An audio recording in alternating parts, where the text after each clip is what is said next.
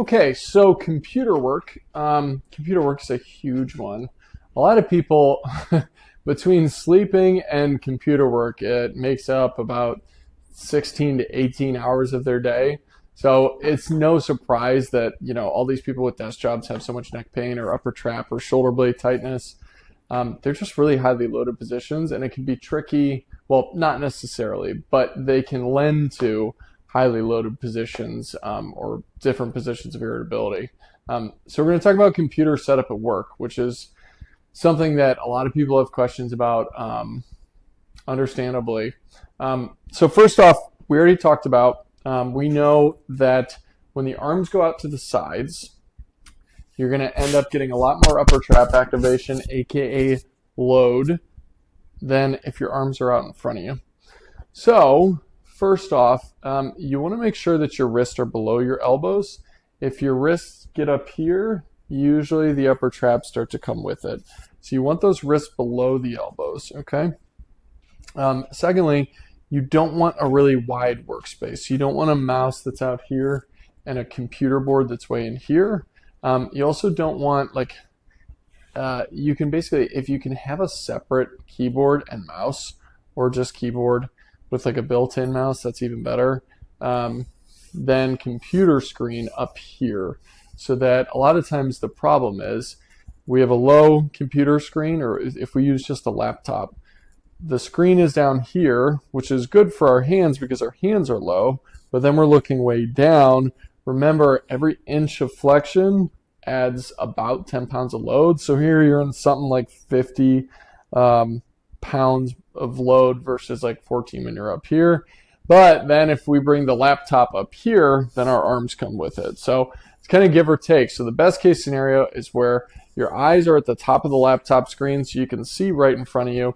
And then your keyboard and your mouse are separate down here, and we're right in here, and we're not out into here. If you're checking your phone frequently too, like a lot of times we're on our computers, but we're also like keep checking our phone. Every time we grab our phone, we're right here. If you're going to be on your phone, remember, we always want to bring it up here in front of you. You don't have to hold it way up here and look weird about it, but just having it right here or here is a lot better than all the way down here. It's not perfect, but it's a lot less bad. If you have a phone at work, just make sure that you're using like Bluetooth, or it used to be more of a problem when people had more like phones like this and you're like this. Obviously, you don't want to spend a lot of your day like this. So if you do have an old-fashioned manual phone that you have to pick up and put it like this, just get a headset or get some kind of Bluetooth setup. Or if you can't do any of that, use the speakerphone. We just don't want you having to hold your neck like this, or even like this if you're holding it manually, because your upper trap will kick on, your head will naturally go down, you'll end up like this for a long period of time. Another thing is you want to make sure that your monitor is actually close enough to you so that you can see it, because a lot of times if monitors get too far away, especially if they're small, our eyesight's just not good enough, and then we try to get closer to it and we end up out in here.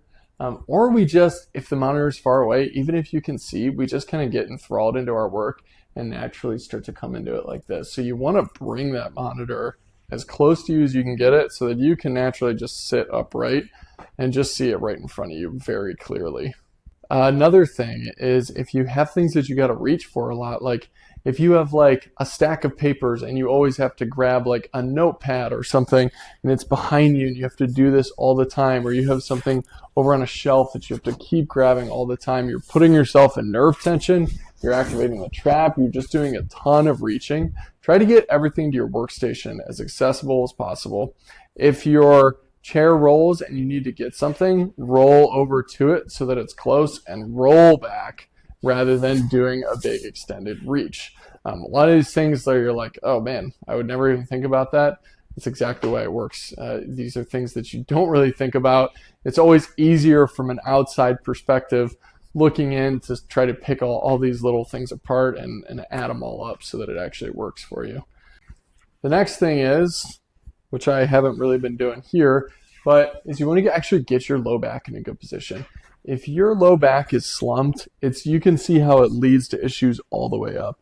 So 2 ways that are good for sitting is on the edge of your chair with a knee back, because that immediately brings you into a straighter spine. You'll extend a little bit through your low back and be right here. The taller the chair, the better, because when we can get our knees below our hips, that straightens our low back out. Or you can sit back in your chair and actually use your seat back. Just make sure you don't really want your arms up on the sides like this. And if you're in the chair with a seat back, lean on the seat, because the last thing you want is to be sitting back in your seat but then leaning forward like this. So either want to use that seat back, keep our eyes in a level position, or get onto the edge, get one knee back and be like this.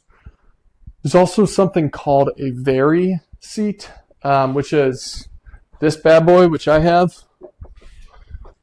And essentially, it's just made to be like a barrier or kind of like a transitioner for a standing desk.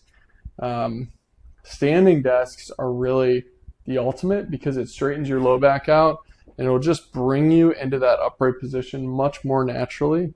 I don't know if you can see my head, but you can see how everything lines up here better than when we're sitting.